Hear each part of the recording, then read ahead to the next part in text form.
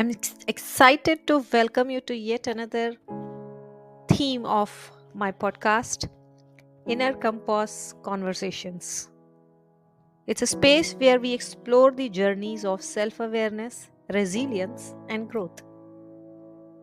I'm Vedika, your host for this theme, and today we are diving into a topic that touches all of us, living with grace when others fall short. Have you ever felt let down when someone didn't meet your expectations? Maybe it's a friend who forgot an important date, a colleague who don't follow through, or a family member who didn't offer the support you needed. These moments can feel deeply personal and frustrating. But what if they didn't have to? In this episode, we will explore how to rise above these challenges without lowering your standards, how to find peace when others don't meet your energy, and how to embrace grace as a transformative way of living. Let's see the emotional toll of high standards some of us keep. Let's start with the emotional weight of these high standards. For many of us, our standards are reflection of our values. They represent how we approach life, whether it's being punctual, thorough, or kind. But here's the catch. Not everyone shares those same values, and that can create a disconnect. I'll share a quick story. A few years ago, I worked on a team where deadlines were, let's say, flexible for some members. I would pour my heart into delivering on time only to see others miss the mark. At first, I took it personally. Was I doing too much? Did they not care as much as I did? But over time, I realized their approach, it wasn't about me, it was about them. The another experience in personal life has been kind of, I have been kind of the first person to wish them their birthday on their day, or at least in on social media, on these WhatsApp groups, whether it's a family member, it's a close friend, or a colleague, ex-colleague. However, have not been reciprocated in a same way. Uh, while when not reciprocated, for some it didn't feel that pinch, but for some it was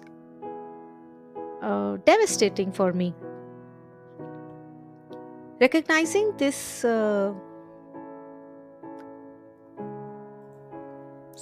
I recognized that this approach wasn't about me; it was about them, and this was liberating. I stopped carrying the emotional burden of their actions and instead focused on what I could control, my standards, and how I responded.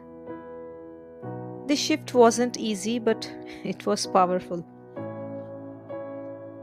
Here's where self awareness comes in. When someone lets us down, our first instinct is often to feel hurt or angry. But if we pause and reflect, we can ask ourselves some important questions. Why does this situation bother me so much?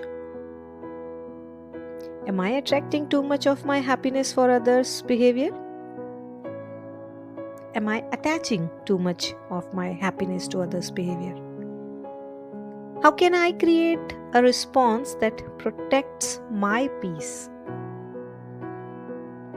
So, for example, imagine you are working on a group project and one person consistently underdelivers. Instead of stewing in frustration, consider what's within your control. Can you delegate differently? Can you communicate expectations more clearly? Or can you simply adjust your mindset and detach from the idea that everyone will approach things the way you do? Let me be very clear here. It's not about lowering your standards. That was actually my first thought when I went through this phase. I thought I am reversing, I'm taking a U-turn. Whether it's in being professional, or in relationship. But about it's not about lowering your standards. It's about shifting your focus from external validation to internal alignment. Now let's talk about some actionable steps to live with grace when others are falling short. Number one is leading by example. Your actions are your own and they can inspire others without needing to enforce change. If you value punctuality, be consistently on time. If kindness is important to you, model it in every interaction. Over time, those who resonate with your energy will naturally gravitate toward you. Find your tribe.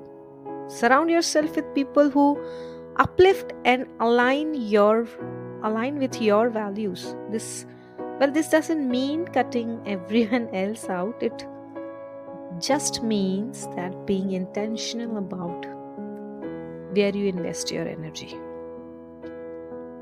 I certainly uh, have found some people who share my perspectives, my thinking, my kind of an energy, my kind of an professional approach, whether they are my peers or even clients. I have few clients who are so passionate about working on their self growth that it nearly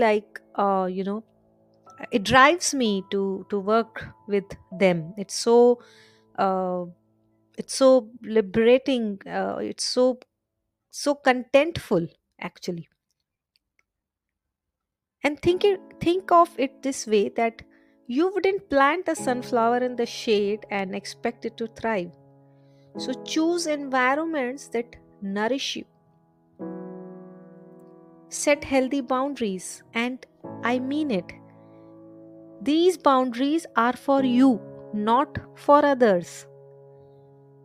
Grace doesn't mean tolerating everything, and it's okay to say no or to create space when someone's behavior consistently drains you. You have to tell yourself, you have to create this boundary for yourself, not to put more effort or not to actually expect. Do your part, and that's it. So for example, if a friend constantly cancels plan last minute, you can say, I value our time together, but I need more consistency to make it work. While setting boundaries, don't forget to practice empathy. Try to see things from other person's perspective also. And again, this doesn't mean excusing poor behavior, but understanding where it might come from can soften your response. Maybe the friend who forgot your birthday is overwhelmed with work, or the colleague who missed a deadline is struggling with personal issues. Interact with them, communicate with them, ask them. And last but not the least, protect your peace. Above all, remember that you have the power to choose how you react. Living with grace means letting go of resentment and embracing the freedom that comes with focusing on your own path. Here's the truth, the bigger picture. We can't change other people, but we can change how we interact with them. I'm not saying to change yourself. No, we don't have to lower our standards. We don't have to compromise with our values. We don't have to change for them. We just have to change how we interact with them.